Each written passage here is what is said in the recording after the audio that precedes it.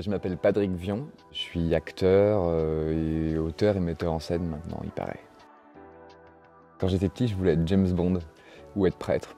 Parce qu'en fait, globalement, je voulais raconter des histoires, quoi. Je suis venu à Paris sans trop savoir. J'ai eu la chance de me retrouver sur le tournage d'Au revoir là-haut d'Albert Dupontel.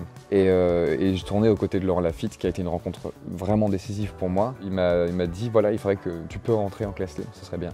Et puis il m'a dit, après, il faudrait que tu rentres au Conservatoire national supérieur d'art dramatique de Paris. Et voilà, j'ai passé la classe libre.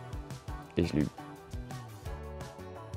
Il y a eu Miyazaki qui a été une expérience folle, parce que c'était un rêve d'ado. Et récemment, il y a eu Monsieur Aznavour de Mehdi Idir et Grand Corps Malade, qui a été vraiment une expérience formidable humaine.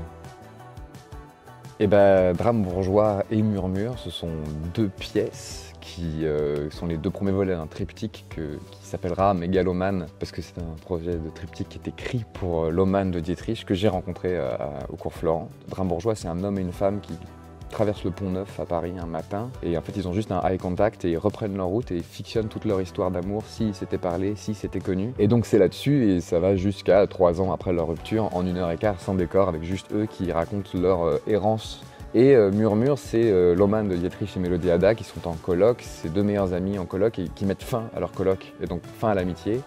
Et donc elle décide de traverser les pièces pour l'état des lieux, et dans chaque pièce qu'elle retraverse des souvenirs de leur amitié. Mais je vous jure que c'est pas que triste, parce qu'en fait c'est ça aussi le but du théâtre, c'est à la fois de raconter des histoires, donc de se laisser bercer par ça, et en même temps ce qui va être dit au plateau va leur permettre de ne pas avoir à le dire, et que ce sera fait. Moi je crois que c'est bien aussi pour ça le théâtre.